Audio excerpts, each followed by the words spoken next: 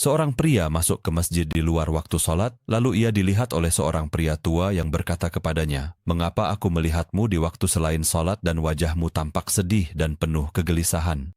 Pria itu menjawab, "Wahai Syaikh, aku sudah menikah sejak beberapa waktu lalu, namun Allah belum menganugerahkan aku anak.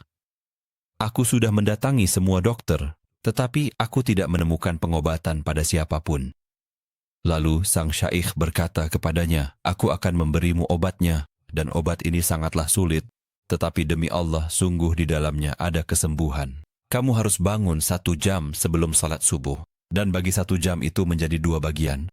Bagian pertama untuk salat malam, dan bagian kedua untuk beristighfar. Karena Allah Ta'ala berfirman, maka aku katakan kepada mereka, mohonlah ampun kepada Tuhanmu, sesungguhnya Dia adalah Maha Pengampun. Niscaya Dia akan menurunkan hujan yang lebat atasmu dan membanyakkan harta dan anak-anakmu, dan mengadakan untukmu kebun-kebun serta mengadakan pula di dalamnya sungai-sungai." Maka pergilah pria itu dan bangun 1 jam sebelum subuh, lalu ia salat dan beristighfar. Namun hatinya tidak benar-benar hadir dan pikirannya melayang, bahkan rasa kantuk pun menggodanya.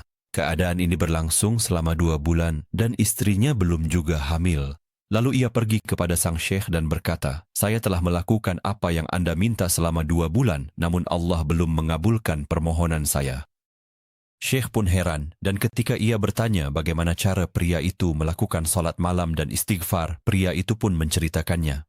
Syekh berkata, "Kepastian hati merupakan salah satu sebab terbesar ampunan, maka pergilah salat malam dan mohon ampun engkau dan istrimu dengan hati yang penuh keyakinan." Pria itu meminta maaf kepada Syekh. Lalu ia pergi menemui istrinya dan berkata dengan penuh kasih sayang, "Istriku tersayang, alhamdulillah obatnya sudah ketemu insya Allah. Kami bangun 1 jam sebelum salat subuh, 1/2 jam berdoa dan 1/2 jam lainnya memohon ampunan. Apakah Anda siap melakukannya?" Sang istri berkata, "Tentu saja suamiku, aku siap karena ini adalah perintah Allah Subhanahu wa Ta'ala."